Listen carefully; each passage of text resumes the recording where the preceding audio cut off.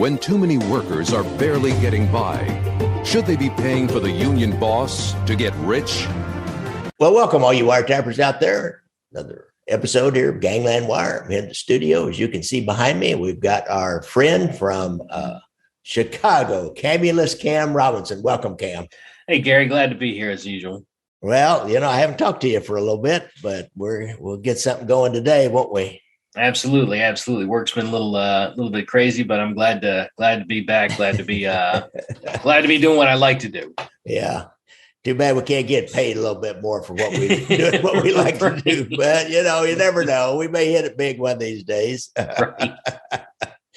Anyhow, moving right along, we're going to talk about the different kind. There's a variety of different smaller waiters and bartenders and restaurant workers and hotel workers unions that the mob ended up taking control of it. And I believe you mentioned that in Fear City, I think the documentary that Paul Castellano made some statements on tape about some of those unions. Isn't that right, Cam?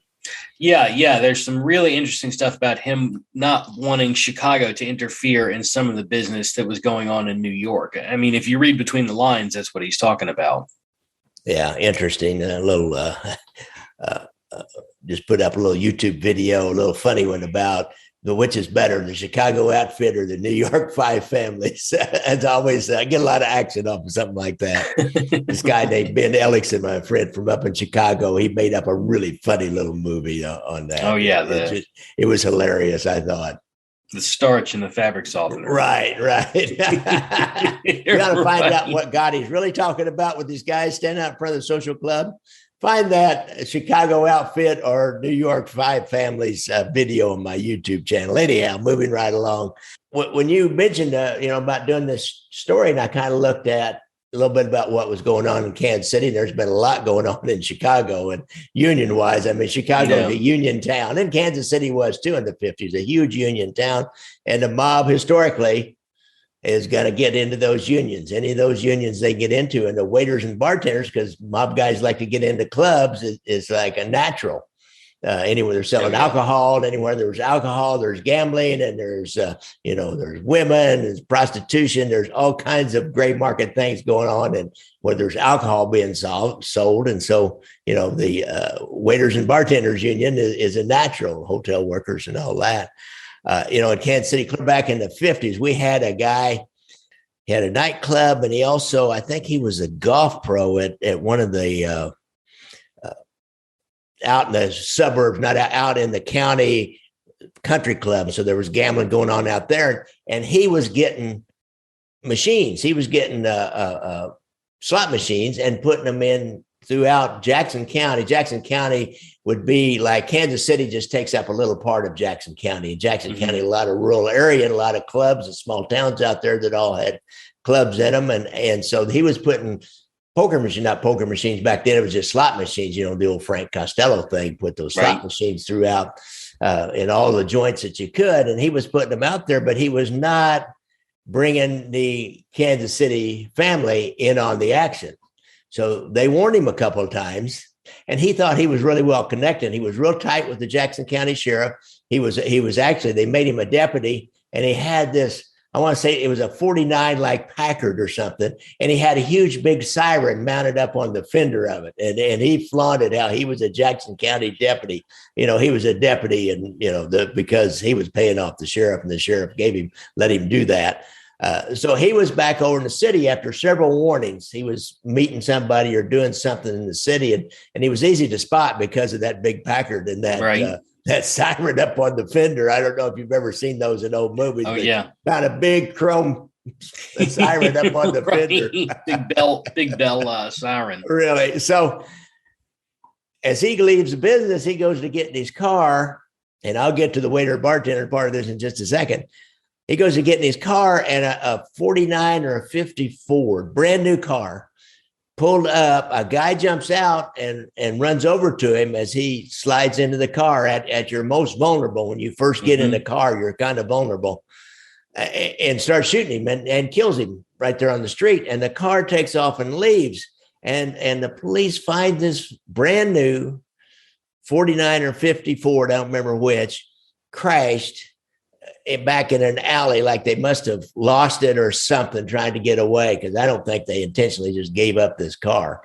And when they got to it and they started looking at it, it had secret compartments in it for guns. Had 2 or 3 secret compartments in it, just like the Chicago hit car. Right, hit car. Some of your guys found up in the Chicago PD found in the, I want to say the 70s maybe, and I don't remember who was driving it. There was a couple of guys driving it. That was right, Aldericio and the Chicago typewriter, Nicoletti. Yeah. I think weren't they searching for some of that Maraglia, Charles Maraglia, the M&M murders, right? Right. So anyhow, so they check on this car, of course, and it's registered to the local waiters and bartenders union in Kansas City down on 12th Street, and to just like a crow name, but that place and that address. So they go and they check, and this brand new car bought in St. Louis, registered in this crow name at the Waiters and Bartenders Union. So any paperwork would have come there to that name. It's pretty slick. And I'm sure they got another one after that, although we never found another one after that. So, that Waiters and Bartender Union, I'm sure it goes clear back when they first started organizing in any manner around the war. They probably didn't really get organized till after the war. I don't really remember in the 30s. And I doubt if they were organized back in the 30s. But anyhow, we go back that far, and I know they do in Chicago. So tell us a little bit about Chicago. Oh, another interesting little thing. I got an old file from a guy, a highway patrol file, and they were showing the picture of Paul Ricca in that murder. For some reason, I could find no explanation as to why they were showing the picture of Paul Ricca, but they were showing the picture of Paul Ricca around. Go figure. Huh. So let's start talking about Chicago a little bit. I mean, they really had a death grip on that. And I talk about Kansas City and the mob's control over it here. But what about Chicago? So, the Waiters and Bartenders was founded years ago. And what really got it started was, in the beginning, they wouldn't accept foreign-born speakers. They wouldn't accept anybody from outside of the country. And, in the 1890s and 1910s, that just, you weren't going to grow if you were not expecting restaurant workers who were from out of the country. Yeah. I mean, those were the jobs they were taking, especially Italians. So once they decided to do that, the union blew up. You have 150,000 members. By 1950s, you have 400,000 members. Now, that's a lot of money pouring in. 1928, there was some conflict, and the president of the union, the guy who was running for the president, was murdered at the local convention in New York. So that's a bad look for any union. Yeah. But one of the main things about the Restaurant Workers Union is they allowed international officers to interfere in the local unions. So the international officers could step down and they could get involved in the business of the locals, which is a lot of unions function that the local is a ship on the sea. It is on its own. It's they don't allow local officers to meddle in the businesses. And that would later play a major part in Chicago's ability to direct and involve themselves so deeply in what was going on with other unions and how they could sell positions in vice presidencies to other mobs around the country. So what really blew it up is after Prohibition ended, Frank Nitti was looking for ways to make up for that lost money. And he knew that if alcohol was coming back, the bartenders union would be coming back. That was just, and that just makes so much sense to me. That just really shows the way he was thinking. So Chicago had 3 of these locals. They were local 593, that was run by Accardo and a guy named John Lardino. Local 278 under Louis Rodino, that was Romano. That was Frank Nitti and Murray Humphreys' local. And the last one, the one that really blew up, was local 450. And Joey Aiuppa was the secretary. Mm-hmm. So, I mean, you don't have to look too far to see where that one was mobbed up. He ran it. And in 1957, that's when Ed Hanley became the business agent of local 454. And he became the anointed one for that union and eventually for the entire the Hotel Employee and Restaurant Employees International Union, HIRU. That was I wondered what that stood for. Now, did they consolidated all the? They consolidated all the smaller unions. Yeah, they basically ate them all up. Yeah, I bet Aiuppa's people were all down in Cicero because he had clubs in Cicero, and that was his base. You think of Al Capone and Cicero, but when you get into more modern times, that Joey Aiuppa and Cicero he ran Cicero. There's no doubt about that. And you either join the National at the end of a pen or at the end of a gun. I mean, and there's plenty of examples of both. So I think that they went through, they absorbed all these little locals. There are smaller unions basically, and that just blew up. And like I said, by the 1950s, you got 400,000 members, and every new hotel that opened in Las Vegas or that opened up anywhere, you've got another 150 if it's a smaller place to 2,000 members if it's a big casino. Well, yeah, Las Vegas and of course Chicago had their hooks into Las Vegas. Matter of fact, that kid Frankie Bluestein that those policemen killed out there in the famous scene from Casino where they were following the guy and he jumps out and the movie indicates he had a ham sandwich and then the policemen say he had a gun and they found a gun and his father was a mover and shaker in that waiters and bartenders union or hotel employees union. And he had a job, of course, in a hotel being in that union. So, it looks like to me, like maybe Hanley, I gave him the job of reaching outside of Chicago and bringing other local unions in because down in Kansas City, what I was able to learn was as they merged some small locals here, Hanley was the guy. They had to go to Hanley at the International, and he appointed a guy named Michael Salerno as the president of the first, kind of merged overall all union. And then what's really interesting after that is see the mob influence guy named Balderesio or Benny, we used to call him Benny Palminteri. He all of a sudden, out of the dust of opening this up by 1975, he is a secretary treasurer. And he is he's close to Savella. We used to watch him all the time. I mean, he had this job, but all he did all day, they had a game going downtown, and a lot of people would park at meters. It was in the back of something called Reliable Legal Service, and it was a high stakes card game. And he would go out and plug the meters for people. Whenever they'd start running out of time, he'd run out and put money in the parking meter so that people wouldn't get tickets and then go back in, come back out. So he was always that guy. But he, and then he had access to their health and welfare, their pension funds and all that. That's, dental plans, selling them dental plans. There's so many scams that a mob can get into with labor union people. I always tried to figure out what the draw was for union people, how these kind of people, these checkered past and what the draw was, how they got so many people to vote for them initially to get it in. I think maybe they thought they would give them more power, leverage against employers because these guys would resort to, off the books kind of stuff. They'd do the vandalism and all that if they want an employer to do something. And I think if you stack the membership with a lot of guys who are willing to make threats, I mean, you've got guys in the you nominate guys in leadership positions who are other made guys as secretary and general treasurer and other made guys in leadership, and you hold votes. And I mean, you tell people that these are secret election, but everybody knows that they're not. Everybody knows. You tell people, well, you sign your name to it so we can make sure it's legitimate and that you're a legitimate union member because we don't want any fixed elections. We don't want any dead people voting. So just you got to make sure you put your name, your initials, or you got to show your union card to vote. It's not hard to see where these guys out of fear would elect a guy like Provenzano or would elect a guy like some of the Chicago Al Pilato to be in the laborers union. Mm-hmm. So it really, I think that every aspect of it was fixed and they're really just taking advantage of these working guys.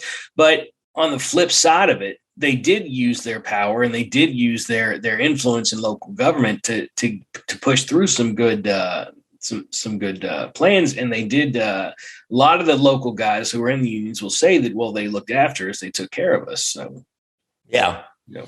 yeah. I got one of the listeners I did a show on. Salerno, Vince Salerno was a union guy, had some kind of a laborers union, and I got hold of Ben, and he told a story. I said, you got to tell me that story, and I'll put it out as kind of a supplement to that last show about, he was a laborer in a laborers union, and there was a mob connected guy that was his union rep, and he had some problem with the healthcare part of it with his family, and he went to the guy, and the guy jumped on it and straightened it out right away. So, Yeah. Yeah. So, I mean, you get mixed accounts. I mean, the government didn't appreciate their presence, but I mean, some of these guys didn't seem to mind. Yeah, really. So I see here, I pulled up a little bit of stuff and said there was let me take a look at this. Kind of interesting. I think we should get into is Ed Hanley was the brother-in-law of Frank Calabrese. Oh, yeah, that's right. The President's little Commission, side fact. Yeah, the President's Commission on Organized Crime stated that here, which that hotel employees, restaurant employees International is one of the foremost corrupt unions in the United States, and that's under this Ed Hanley. So tell us a little more about Ed Hanley and his connection to the outfit up there. I didn't realize that he was blood related or by marriage related. By marriage, yeah, he was by really marriage related to Frank Calabrese. He's the uncle of Frank Calabrese Jr. And I've had little dealings with them, and he said he was a great guy. The Irish side of the family was a lot of fun, but because of that stipulation that international officers intervene in the locals, that required Ed Hanley to be the one to set up new locals or to anoint new presidents in other locals. So when you got a guy like Ralph Natale in Philadelphia, who would later become sort of the boss with Joey Merlino, he was the boss of Local 54 in Atlantic City before he went to prison, and that would have had to have been set up by a guy like Ed Hanley, who would have done so at the behest of Chicago. So there you've got a tie between the Philly mob when Angelo Bruno was still alive and the Chicago mob. Ed Hanley would have been responsible for a lot of the expansion in Las Vegas because he became president in 1973. So you think about what was going on in Las Vegas and the casinos in the 70s, and he would have been the international president. So any sort of labor disputes going on with new hotel workers and any sort of new unions that had to be set up in either Las Vegas or after 1978 in Atlantic City would have had to have been established through Ed Hanley. And you think what a tremendous amount of power that would have given not just Hanley, but because his local was 450, that's his home local, that all comes under Joey Aiuppa. So you put it in context. A lot of power inside those casinos too. When you got one guy you can go to and say, what about this? What's going on here? What's going on there? A lot of our wiretaps here in Kansas City was Augusto reporting to Nick all the different rumors and gossip and all the inside baseball about what was going on at the Stardust. So you got union people all over the place. Then and those owners they can keep some labor peace by hiring certain people and putting them in the right position. So it's really it was a powerful tool for the mob all during from the 30s to the 80s, I guess. What happened whenever they started changing over to the corporate structures and everything? Did it kind of stay the same? Or?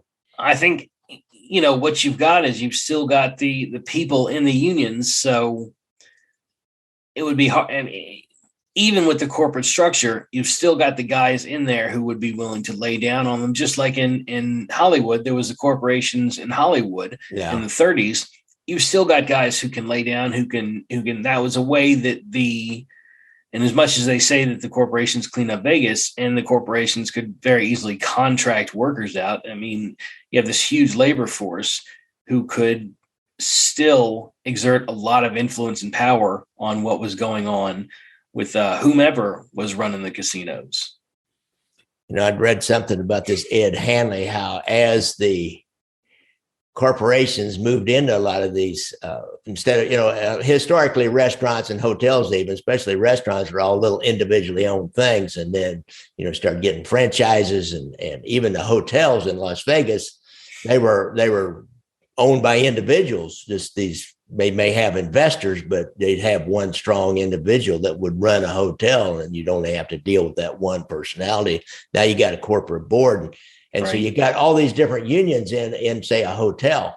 So Ed Hanley started merging those different trades, if you will. I don't know if you'd call it a trade, but, like waiters and bartenders, and then probably the casino girls, the showgirls, the pit boss. I mean, not the pit bosses; they'd be management, but the guys, the blackjack dealers, and all that.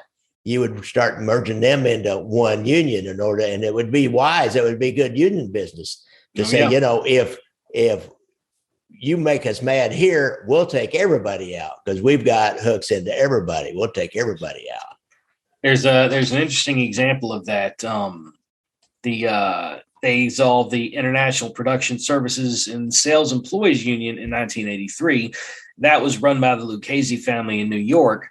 A guy named Robert Rao, who was a Lucchese associate, and trade for that taken over. He was named an international vice president of Hiru, and his salary in $1984 was $143,000, and that was he had an expense account also.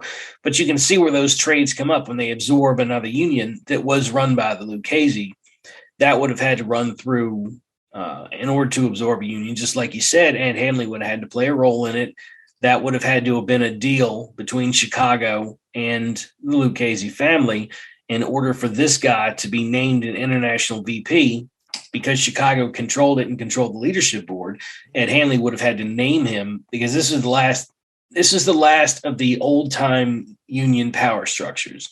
So Ed Hanley would have had to name this guy, or at least approve him, or at least the votes would have had to come through his approval to name this guy an international VP. And I like that kind of thing. You think about this is a direct interaction as late as 1983 between Chicago, even though it doesn't say they shook hands and had a deal. You know that this would have had to have been some sort of dealings between the Lucchese family and the Chicago family. And I've got a couple other examples where even caught on recording with Castellano talking about interactions through this union specifically with Chicago and the other families. Yeah.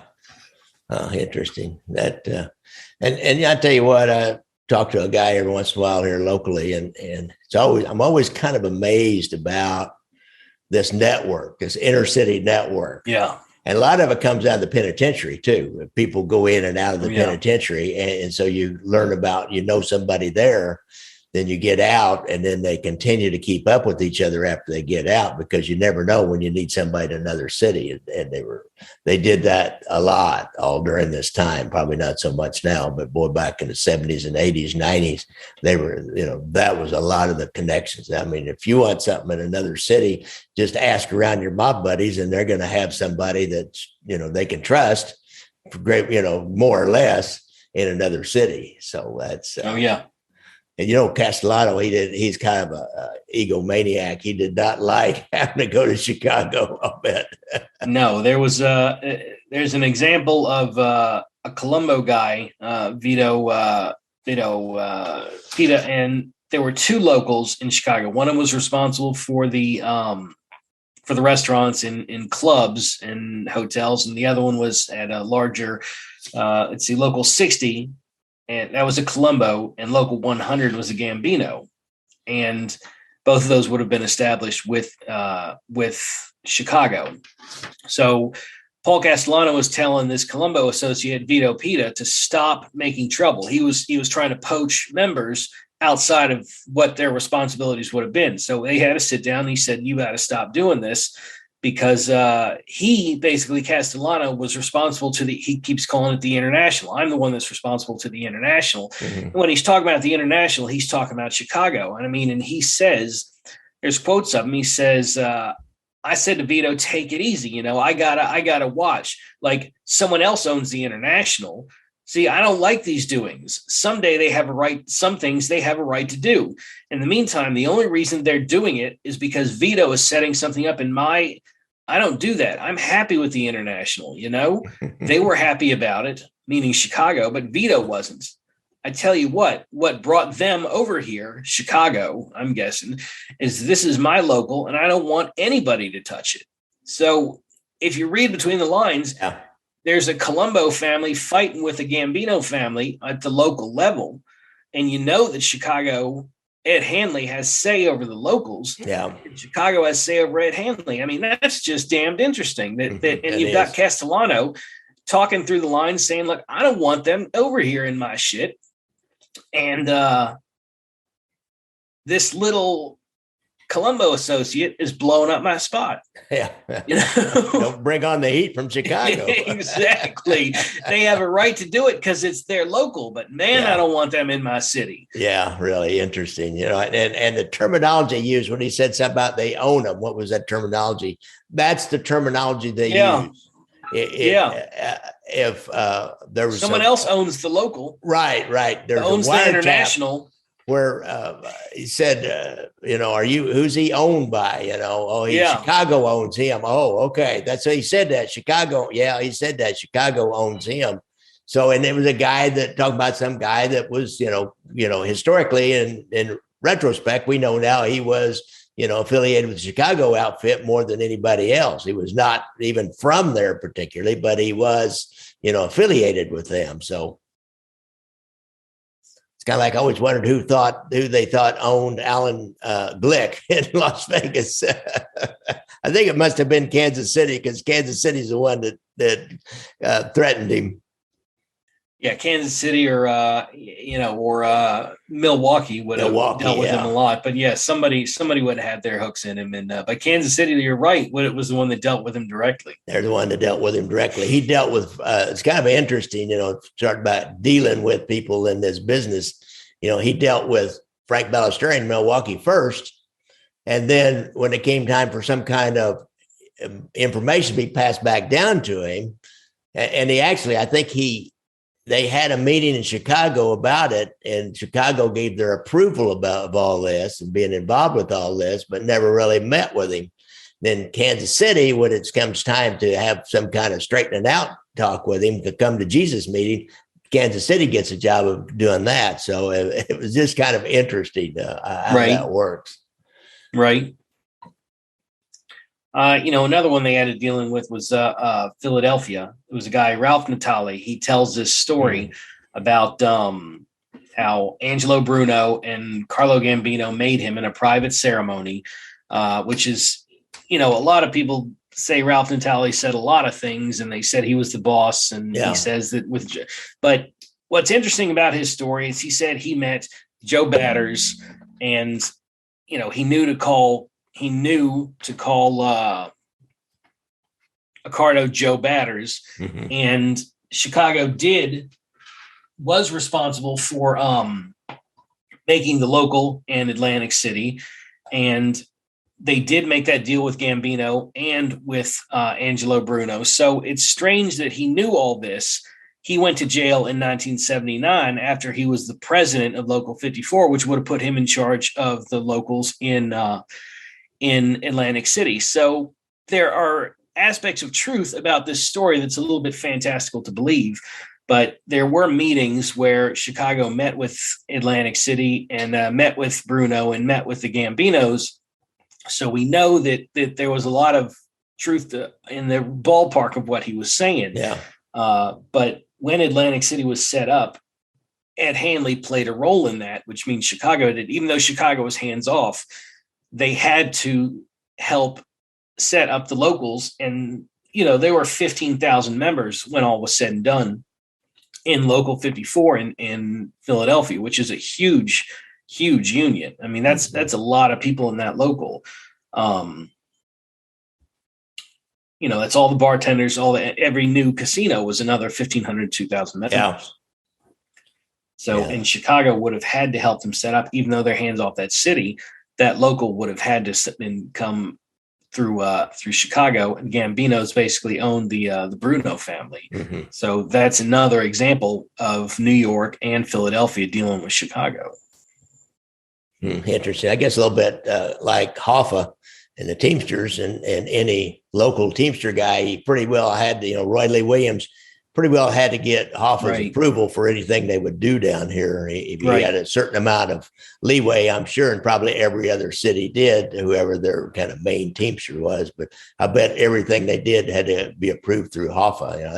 That's the ideal for the Bob, is to have one guy you can go to who can affect thousands and thousands of other people. And so that's like ideal, talk about economy of action or movement.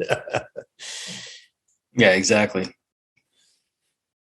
But I love reading those stories and those examples of when these guys in the 70s and 80s were talking to each other. I mean, we know that Luciano and Paul Ricca and that they all knew each other, but when you're getting into the 70s and you're getting into the 80s and these guys were talking and were dealing with each other, I mean, that's what really got me being interested in the mob, is how are these cities relating to each other? How do they know each other?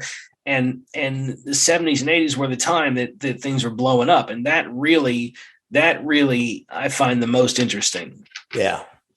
And the unions were an integral part of that international or national kind of crime that was going on. They were an integral part of that.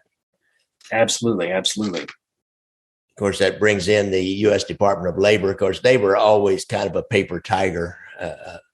We had one labor investigator that was assigned to the strike force back in the early 70s.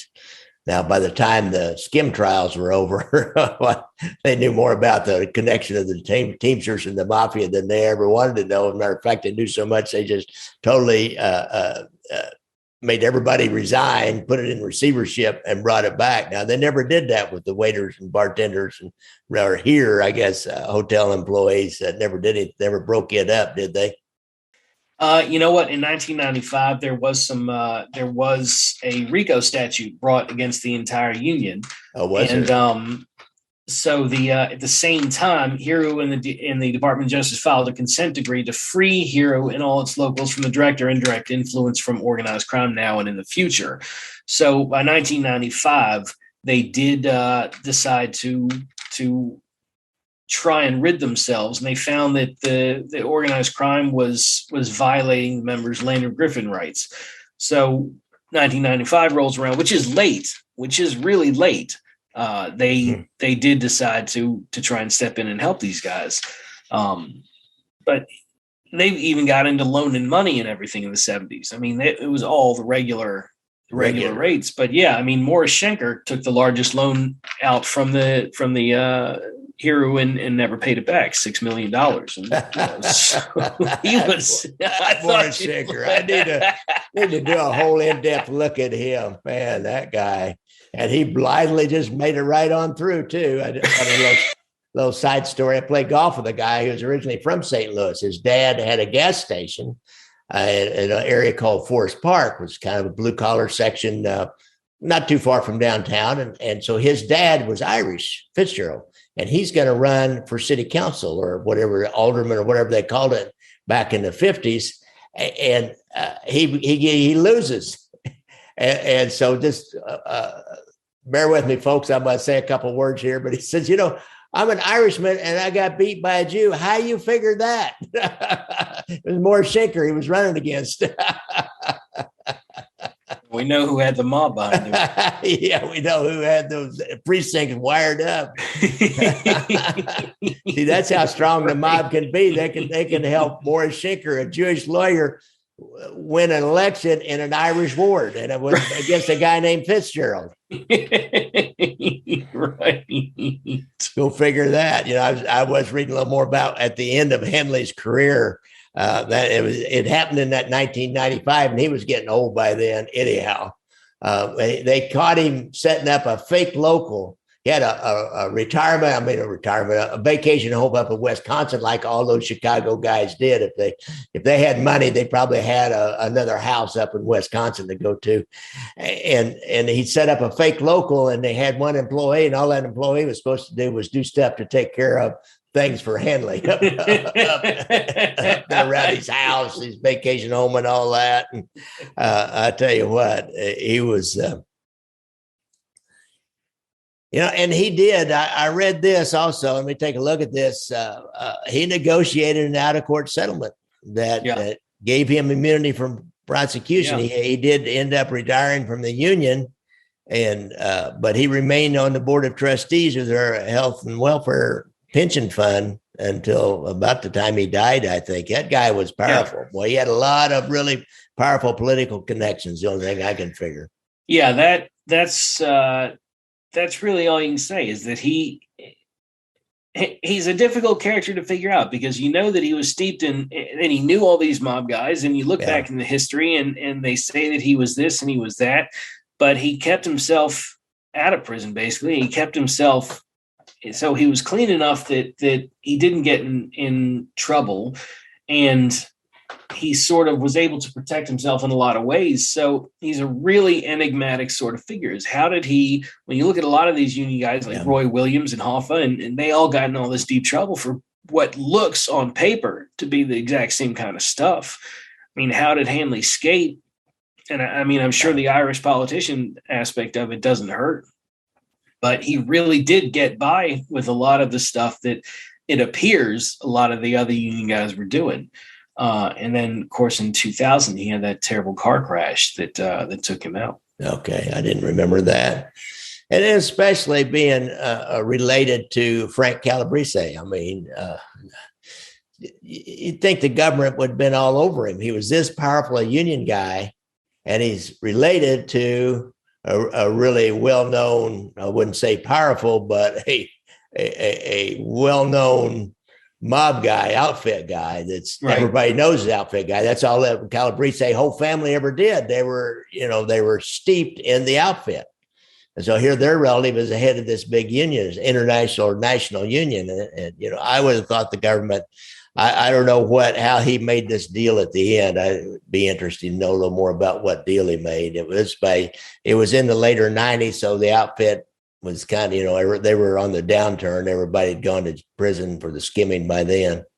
Yeah. That was, the outfit all sort of crumbled. As, I've talked to Paul Whitcomb, and he was part of that trial where they brought down Wings Carlisi and Gus Alex. But really, I don't that Hanley wasn't a part of that, but it's really an interesting thing that he didn't go down. And I don't know to what extent he was involved with things, or he just sort of did what he was told and stayed out of the criminal aspect of it. But he's a really interesting guy. Yeah, he is. All right. Well, Cam, this has been most interesting about the one of the labor union aspects of the outfit and the five families in Kansas City and every other major city, Cleveland. They all had waiters and bartenders and hotel employees and all ended up in this one union, the Herei, Herei, I guess, and definitely was controlled by the mob.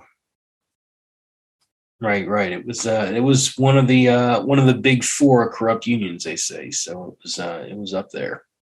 But the laborers, the Teamsters, Teamsters, the Hero and the dock workers. International longshoremen. Longshoremen. Yeah. That goes way back. Oh yeah. It goes back to the old days. I was down in New Orleans and one of the early mob battles down there after the turn of the century was some dock workers that were mob guys coming up out of work and going back up into the city, and this wasn't out in the Gulf. This was on the Mississippi River, and a rival mob group, the Matranga group, attacked them, and they had a big shootout down there. So this goes way back. All right. Well, thanks a lot, Cam. I appreciate it. Don't forget, folks, look out for motorcycles. And you think you might have any PTSD problems, you better check. And you're a veteran, better check with your VA and find their hotline. Anything you want to plug out there? I've got my book that will be coming out very shortly. It's been at the publisher for a while. I wrote with Lisa Swan, who was the ex-wife of Frank Calabrese Jr., Married to the Mob and Other Misadventures. We turned it in a while ago, and the entire publishing industry has been behind quite a bit since COVID came out. So it is a little bit back from where it should be. But that should be coming out very soon, and we're both really excited about that. Really, I look forward to that. I interviewed Frank Calabrese Jr., and he didn't really talk about his wife, but he certainly was one interesting guy. He talked about his dad was closely connected to this waiters and bartenders or hotel employees and restaurant employees guy. And so he said when he was a kid, he remembered they went to Vegas a lot as a family, and everything was carte blanche. Right. Everything. And I didn't really realize. I thought, well, maybe it was the mob connections, but it was the union connections. You would have mob and union connections, but they would really have it made in Las Vegas as a family when they went out there. Oh yeah. Oh yeah. Interesting. Might be an interesting show just to talk to Frank about what he remembers about this Edward Hanley. That might be real interesting. Absolutely. Excuse me. Okay, Cam. Thanks a lot. We will do some more. Take care, Gary. All right. See you. All right. See you. All right. See you. All right. See you. All right.